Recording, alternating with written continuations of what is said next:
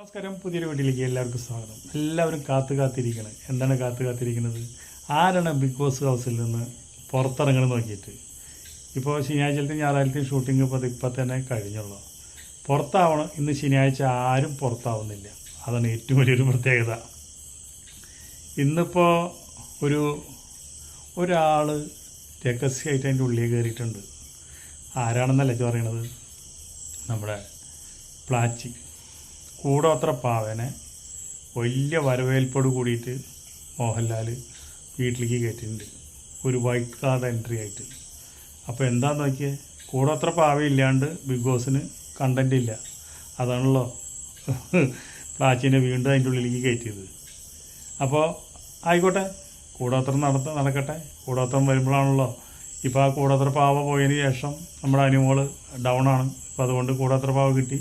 രക്ഷപ്പെടണമെങ്കിൽ രക്ഷപ്പെട്ടെ, കളിക്കട്ടെ. എന്തുകൊണ്ടാണ് ഇന്ന് ആരും പുറത്താക്കാത്തതെന്ന് ചോദിച്ചാൽ, ഇന്ന് പിടിപ്പത് പണിയാമോ ലാലേട്ടന്.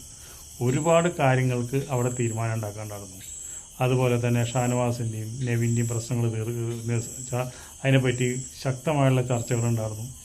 അതുപോലെ തന്നെ റെനയുടെ ദേഹത്തേക്ക് ആരും ചെന്ന് ചാടി വീണത്, അതിനെപ്പറ്റി വിശദമായുള്ള ചർച്ചയുണ്ടായിരുന്നു. അതുപോലെ തന്നെ വീക്കെൻഡ് ടാസ്കിലെ ഹോട്ടൽ ടാസ്കിലെ ഓരോരുത്തരെയും വിളിച്ച് ഓരോ കാര്യങ്ങൾ ചോദിക്കുന്നുണ്ടായിരുന്നു. അതുപോലെ തന്നെ ക്യാപ്റ്റൻസി കാര്യങ്ങളെക്കുറിച്ച് ലാലേട്ടൻ ചോദിക്കുന്നുണ്ടായിരുന്നു. അവിടെ നടന്ന എല്ലാ വൃത്തികേടുകളെ കുറിച്ചും ലാലേട്ടൻ ചോദിക്കുന്നുണ്ടായിരുന്നു.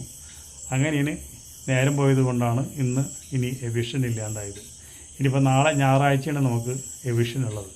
ഞായറാഴ്ച റെന പാത്തുമ്മ ബിഗ് ബോസ് വീടിനോട് യാത്ര പറയണം. ആ ചീടിൻ്റെ ശബ്ദം എത്രയും പെട്ടെന്ന് അതിൻ്റെ ഉള്ളിൽ നിന്ന് വാനിഷ് ആവാൻ നല്ലത്. അപ്പോൾ ഏറ്റവും കുറവ് വോട്ട് അതാണ്. പിന്നെ അതുപോലെ തന്നെ ആര്യൻ ഔട്ട് എന്ന് പറഞ്ഞിട്ട് ഗംഭീരമായിട്ട് സോഷ്യൽ മീഡിയയിൽ പടർന്ന് പിടിക്കുന്നുണ്ട്. അത് വെറുതെ പറയണത്, ആര്യൻ ഔട്ടല്ല. എവിടെ നിന്നാണ് കിട്ടിയെന്ന് ഒരു പിടുത്തമില്ല. അതുകൊണ്ട് ആര്യൻ ഔട്ടല്ല. റെന ഫാത്തിമ നാളെ ഇൻഡിഗോ ഫ്ലൈറ്റിൽ കൊച്ചിയിലെത്തും. അപ്പോൾ അതിൻ്റെ പണി കഴിഞ്ഞു. എന്താ വെച്ചിട്ടുണ്ടെങ്കിൽ ഒരു ആവശ്യമില്ല അതിൻ്റെ ഉള്ളിൽ, ഒരു കാര്യമില്ല. അവസാനം ജയിലിലും പോയി, അവസാനം വീട്ടിൽ നിന്നും പിടിച്ച് പുറത്താക്കി. അപ്പോൾ ഭയങ്കര പാഷ്യാലിറ്റിനെ കാണിച്ചത് എന്താണ്, പ്ലാച്ചിനെ അതിൻ്റെ ഉള്ളിലേക്ക് കടത്തിയത്. ഇപ്പോൾ ഇത്രയും വിശേഷങ്ങളുള്ളൂ. ഇനി ബാക്കിയുള്ള കാര്യങ്ങളൊക്കെ നമുക്കിന്ന് വൈകുന്നേരത്തെ എപ്പിസോഡിൽ കാണാം.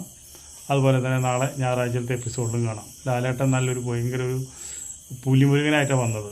അതുപോലെ തന്നെ 2 പരസ്യം കഴിഞ്ഞോടുകൂടിയിട്ട് എലിമുരുകനായിട്ട് മാറി. പിന്നെ മൂപ്പര് സോഫ്റ്റാണ്.